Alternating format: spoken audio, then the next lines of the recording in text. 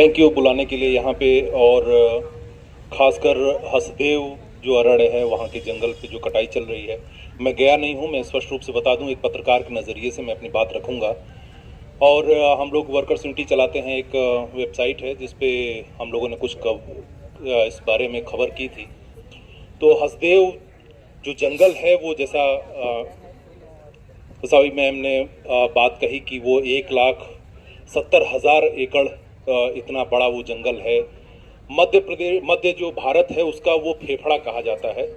और उसमें 2010 तक, यानी कि केंद्र में जब बीजेपी की जब यूपीए की सरकार हुआ करती थी कांग्रेस के समय में, तब तक जो है उस जंगल में एनजीटी ने उसको नो गो एरिया कहा था। यानी कि वहाँ पे 50% से ज़्यादा जो क्षेत्र है, जो इलाका है, वो जंगल से आच्छादित है, जंगल का इलाका है। इसलिए वहाँ पे कोई भी खनन की कार्रवाई, कोई भी डिफॉरेस्टेशन का कोई भी काम नहीं हो सकता है। ये 2010 तक नोगो का एरिया हुआ करता था।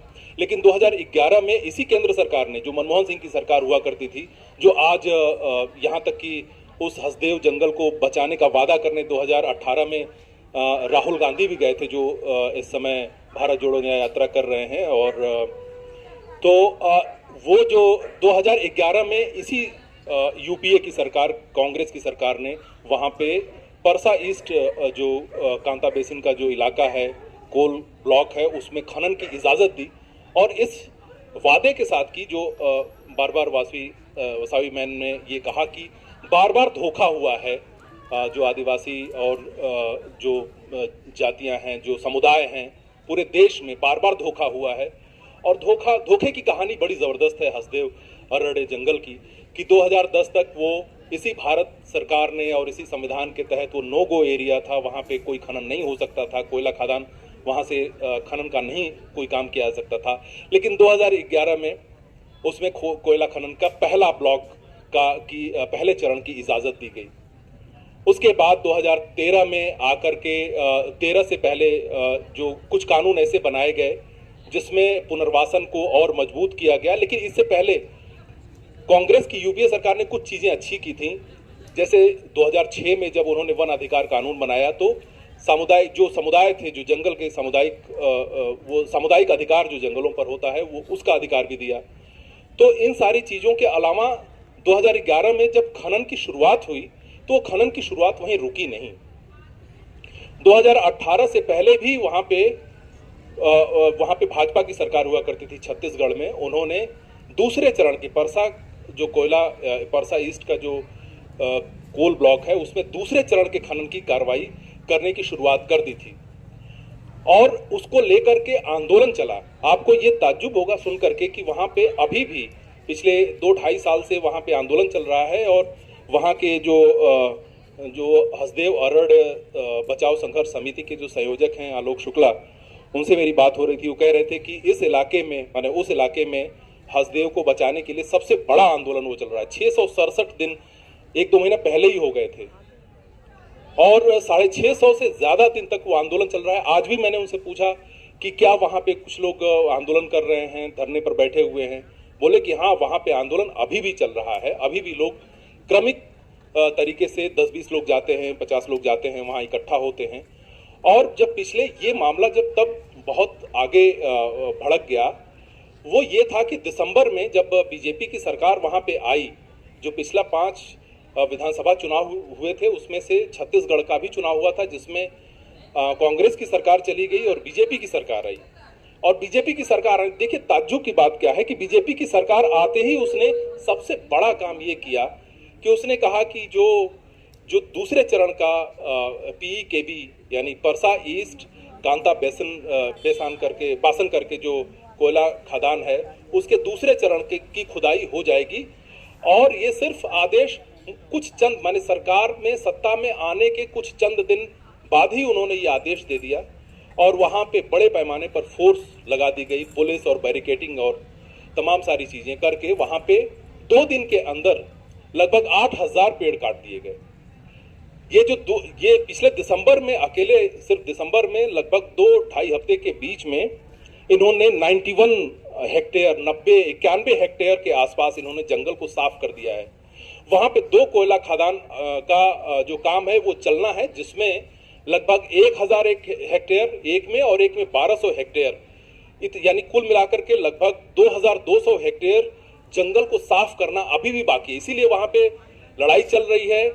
91 हेक्टेयर का जंगल साफ करके, और देखिए कितना तेजी से काम हो रहा है कि दिसंबर में वहां पे 91 हेक्टेयर जमीन को साफ किया गया और वहां पे खुदाई भी शुरू हो गई है। और उसके बाद से उनको अभी लगभग 2200 हेक्टेयर जमीन साफ करनी है। अभी मामला वहीं पे रुका हुआ है। क्यों?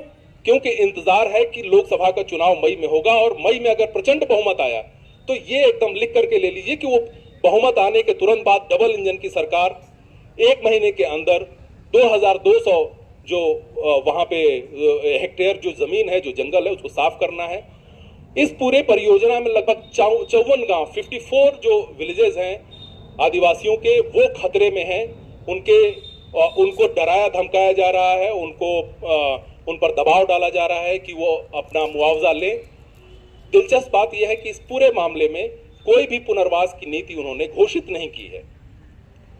और उन जंगलों को, दिलचस्प बात यह है, माने कई सारी चीजें, मैं इसलिए सिर्फ हसदेव पे अपने आप को केंद्रित इसलिए रखे हुए हूं क्योंकि मैम ने पूरा एक पर्सपेक्टिव रखा है आप लोगों के सामने कि डिस्प्लेसमेंट, आदिवासी और मूल निवासी और उनके जीवन शैली, उनके कस्टम, उनके रीति रिवाज, उनके धर्म और उनका पूरा जो जीवन शैली है, उसके बारे में एक दृष्टिकोण सरकार को नहीं समझ में आ रही है बात। और ये बात सिर्फ 70 सालों की अपनी हमारे भारत सरकार की बात नहीं है।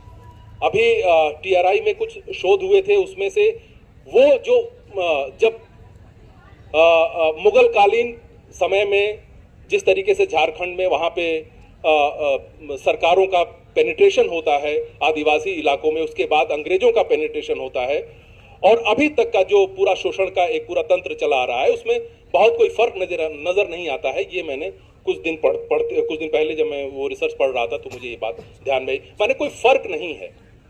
उस समय भी जब अंग्रेज के जो प्रशासक थे वो जब आते थे तो वो आदिवासियों को सभ्य बनाने की कोशिश कर रहे थे, और वो ये बताते थे कि ये लोग तो मोस्ट अनसिविलाइज्ड लोग हैं इस दुनिया के। और 2013-12 में आपको याद होगा कि पी चिदम्बरम ने यही बात कही थी कि इन लोगों को क्या असभ्य बने रहने देना चाहिए, इनको सभ्य नहीं बनाना चाहिए। वो सभ्य बना रहे हैं। अभी सीजी माली, आप सिर्फ ये हसदेव की मैं बात कर रहा हूं, इस पर आप BBC में और बहुत सारी जगहों पर बहुत अच्छी रिपोर्ट, ग्राउंड रिपोर्ट है, उसको आप लोगों को पढ़ना, जो बहुत इंटरेस्टेड लोग हैं उनको जाके उन रिपोर्टों को पढ़ना चाहिए। क्योंकि जो मैं बात कह रहा हूं वो सारी रिपोर्टें हैं, उसको सिर्फ मैं दोहरा रहा हूं, अपनी तरफ से मैं कोई बात नहीं कह रहा हूं। लेकिन इसके बरक्स आप देखें तो उड़ीसा में वहां पे वेदांता का जो बॉक्साइट खनन कंपनी चल रही है, उसको लेकर के पिछले अक्टूबर में एक ग्राम सभा होती है जिसमें जन सुनवाई होती है। और ये होता है कि वो जन सुनवाई के तहत वहां पे ये निर्णय होता है कि ये खदान दिया जाए कि न दिया जाए। और वो जो ग्राम सभा और जन सुनवाई हुई, वो किस तरह का नाटकीय चीज है, उसको आप जाकर के देख सकते हैं कि जिस दिन ग्राम सभा होती है, सुनवाई होती है, रातों रात वहां पे बैरिकेडिंग लग जाती है, हजारों पुलिसकर्मी और अर्धसैनिक बल तैनात कर दिए जाते हैं। गांव के जो प्रमुख मुखर लोग हैं उनको जेल में डाल दिया जाता है। 40 लोगों को उन्होंने जेल में डाल दिया, उसमें महिलाएं और पुरुष भी शामिल थे। ये सीजी माली कुटुमाली यानी कि जो रायगढ़ा और जो कालाहांडी के बीच में जो बॉक्साइट का जो पूरा इलाका है, वहां की बात है। ये पिछले साल अक्टूबर-नवंबर की बात है। वहां पे पूरा ड्रामा होता है। तो किस तरीके से उनकी जमीन को छीनने के लिए जितना भी फर्जी और जाली काम हो सकता है, जितना जो माने साम दाम दंड भेद जिसको कहा जाए, उन सारे तरीकों से उस जमीन को छीनने की कोशिश है। हसदेव अरण्य का मामला कई मामलों में इसलिए यूनिक है कि यहाँ पे सरकारों का ऐतिहासिक रूप से धोखाधड़ी या विश्वासघात पहली चीज है, ये यूनिक चीज है। उन्होंने पहले ये कहा कि ये नोगो एरिया है, वो एलिफेंट का पूरा कॉरिडोर है जहां पे जैसे जैसे जंगल कटते जाएंगे वो पूरा जो इलाका है हसदेव का, वो 3 राज्यों की सीमा है। वो छत्तीसगढ़, उड़ीसा और झारखंड की सीमा है। वो जो एलिफेंट है वो फ्रीली घूमते रहते हैं, आते रहते हैं। जैसे जैसे जंगल कम होगा वो आबादी वाले इलाकों में, और अभी वो ह्यूमन और एनिमल का जो कॉन्फ्लिक्ट है वो वहां पे तेज हो गया है। क्योंकि परसा कोयला खदान जो वहां पे पहला जो आप कभी आप लोगों को या हमें जाना चाहिए वहां पे जो हमें तस्वीरें देखता हूं कि एक तरफ पूरा खादान है, वो ओपन कास्ट खादान कही जाती है, यानी कि खुली खादान होती है, उसमें अंदर जाकर के कोयला नहीं खनन होता है। वहां पे कोयला, आपको पता होगा कि पूरे देश में, भारत में 3,06,000,000 टन का रिजर्व है कोयले का, और हसदेव में उस कोयले का सिर्फ 2% है, उस जंगल के नीचे। उसके बगल में जो मध्य प्रदेश है वहां पे 200 कोयला खादान है, लेकिन राजस्थान की जो विद्युत निगम है उसको मध्य प्रदेश से कोयला नहीं चाहिए। उसको कहां चाहिए? उसको छत्तीसगढ़ से कोयला चाहिए, जहां पे वो 400 करोड़ रुपए एक्स्ट्रा वहन का खर्च दे रही है। क्यों चाहिए? क्योंकि अडानी जो हैं वो सरकार के चहेते पूंजीपति हैं, और अडानी का पावर प्लांट है छत्तीसगढ़ में, और अडानी को इस कॉन्ट्रैक्ट से 29% यानी लगभग 29% कोयला खुद रिजर्व रखने का अधिकार होगा। यानी कि जो कोयला वहां पे खनन होगा उसका लगभग 70% कोयला वो राजस्थान को देंगे, और 29% कोयला उनका अपना होगा। उनको वहां पे कहीं से ले जाने की जरूरत नहीं होगी, अपने पावर प्लांट में वहीं पे वो कर देंगे और वहां से बिजली पैदा करेंगे। तो एक चहेते क्रोनी कैपिटलिज्म का एक अनूठा उदाहरण वो हसदेव अरण्य है, जो पारिस्थितिकी, जो पर्यावरण, जो ग्लोबल वार्मिंग, हर चीज के लिए वो एक अलार्मिंग चीज है। उस इतने बड़े माने ग्रीनरी को खत्म करना सरकार, और दूसरी तरफ जैसा मैम ने कहा कि इलेक्ट्रिक व्हीकल चला रहे हैं, सीओपी में जा रहे हैं, बड़े बड़े पेरिस एग्रीमेंट पे दूसरों को आंखें दिखा रहे हैं, ये सारी चीजें चल रही हैं इस देश में। माने ये एक किस्म का इतना दोहरापन हमारे कैरेक्टर में है कि हम एक तरफ जो है देवी बना करके स्त्रियों की पूजा करेंगे और दूसरी तरफ उनके साथ अत्याचार भी करेंगे। एक तरफ आदिवासियों को हम यहाँ का मूल निवासी बताएंगे, उनकी बहुत बड़ी तारीफ करेंगे, और दूसरी तरफ उनको हम उनके जल जंगल से उनको हम छीन भी लेंगे, उनको बेदखल भी कर देंगे। तो ये प्रक्रिया पूरे देश में चल रही है, और 70 और 75 सालों से नहीं चल रही है, ये 200-400 सालों से चल रही है। अभी वो प्रक्रिया बहुत तेज हो गई है। उसके कारण यह है कि इस देश को 5 ट्रिलियन इकोनॉमी बनानी है, यानी इस देश को दुनिया का तीसरा विकसित देश बनाना है। तो तीसरा विकसित देश कैसे बन सकता है? वो ऐसे बन सकता है कि यहाँ के सारे खनिज को निकाल करके, उठा करके बेच दिया जाए। आपको पता है कि जो बस्तर का जो इलाका है, जो बेलाडीला की पहाड़ियों से जो आयरन ओर निकलता है, वो सीधे वहां पाइप लगा हुआ है, विशाखापत्तनम जाता है, वो सीधे पाइप में ओर निकलता है, पाइप से सीधे विशाखापत्तनम जाता है वहां से, और वो जो जाता है वो पानी के प्रेशर से जाता है। तो वहां का पानी भी जा रहा है, वहां का ओर भी जा रहा है, और वो विशाखापत्तनम में जाकर के रिफाइन होकर के सीधे वो टैंकरों में लगता है, बड़े बड़े शिप में लगता है, और पूरे विदेश में भेज दिया जाता है। तो देश का पूरा माल उठा करके, क्योंकि आपके अभी बहुत बड़ा जलसा हुआ था कि चिप बनाने की 3 फैक्ट्रियों का उन्होंने उद्घाटन कर दिया है मोदी जी ने। आप बताइए कि इस देश में एक चिप नहीं बना सकते हैं, और इतना बड़ा जो है अर्थव्यवस्था, आप दुनिया की 5वीं अर्थव्यवस्था, तीसरी अर्थव्यवस्था बनाने पर लगे हुए हैं। आप चिप नहीं बना सकते। आप यहाँ के सारे स्रोतों को उठा करके आप जो है उसको एक्सट्रैक्ट करके, यहाँ के लोगों को बेदखल करके, उनको मजबूर करके, और सारा संसाधन उठा करके आप इंपीरियलिस्ट ताकतों को उठा करके बेच रहे हैं। आप उठा करके अमेरिका को दे रहे हैं, आप चीन को दे रहे हैं, सारा का सारा संसाधन। सबसे ज्यादा कच्चा जो माल है वो भारत बेच रहा है। आपका निर्यात किसमें है? आप जरा अपने निर्यात का जो वो बैलेंस शीट है जरा उठा करके देखिए। ये सारा निर्यात इसलिए, और इससे किसी को रोजगार नहीं मिल रहा है। यहां इतने लाख लोगों को रोजगार मिल जाएगा, इतना हो जाएगा। इसीलिए ये जो 5 ट्रिलियन और 4 ट्रिलियन 3 ट्रिलियन की इकोनॉमी का जो शिगुफा है उसमें रोजगार नहीं है। देश में विकास हो जाएगा। ये जो विकसित भारत है, ये विकसित भारत नहीं है, ये कुछ चंद लोगों का विकास है। तो इस चंद लोगों के विकास में इस तरह के जंगल को भी सर्वनाश करना, कितनी बायोडायवर्सिटी है उस हसदेव जंगल में। आप एक बार जरा इंटरनेट पे खंगाल दीजिएगा कि वहां पे वो हाथियों का वो निवास है, वहां पे सरीसृपों का निवास है, वहां पे छोटे छोटे जो पक्षी हैं, जो पतंगे हैं, माने कितनी तरह की प्रजातियां वहां पे वन्य जीव प्रजातियां हैं। उनके साफ होने से वो बिल्कुल उनका खत्म ही हो जाएगा, वो बिल्कुल वहां का निवास उनका खत्म हो जाएगा। तो इतना बड़ा पारिस्थितिकी जो है डिसबैलेंस करने का, वहां के लोगों को हटाने का, उसे क्या होना है? आपके पास कोयला ब्लॉक, ऐसा नहीं कि कोयला ब्लॉक की कमी है आपके देश में, लेकिन सिर्फ एक पूंजीपति को फायदा उठाने के लिए कि वहां पे एक और कारण है, वहां का जो कोयला ब्लॉक है वो बहुत कम माने बहुत कम गहराई में मिलता है। आपको बहुत ज्यादा खुदाई में और वहां के एक्सट्रैक्शन में बहुत पैसा नहीं खर्च होता है, बहुत बड़ी मशीनरी नहीं लगती है, इसलिए वहां पे खदानों में आप देखेंगे कि एकदम ओपन किस्म का है, वहां पे ट्रक ऐसे जाते हैं और अपना माल ढुलाई करके सीधे निकल जाते हैं। वो बिल्कुल वो वाला कोयला जो हम लोग बहुत ही क्लासिकल वे में जो खदान सोचते हैं कि अंदर जाकर के जो कोयला खदान होता है झरिया उरिया में या जो झारखंड में, वो उस किस्म का नहीं है। तो कोयला बहुत ही सस्ता कोयला है, उसकी खुदाई सस्ती है, उसका मुनाफा अडानी को जाना है, उसका एक हिस्सा अडानी की जेब में जाना है। तो ये जो पूरा क्रोनिक कैपिटलिज्म है, इसको लेकर के वो एक बहुत ही पारिस्थितिकी रूप से बहुत ही समृद्ध इलाका, बहुत ही हरा भरा इलाका, और वहां के लोगों का, जो वहां के निवासी हैं, अभी 2021 में या 22 में ही उन लोगों ने 300 सरगुजा से लेकर के रायपुर तक 300 किलोमीटर की उन्होंने पैदल यात्रा निकाली थी। आपको ताज्जुब होगा कि 2018 में जब राहुल गांधी जब वहां पे गए थे, ये वादा किया था कि हसदेव अरण्य को हम लोग डिफॉरेस्ट नहीं होने देंगे, ये वादा करके गए थे।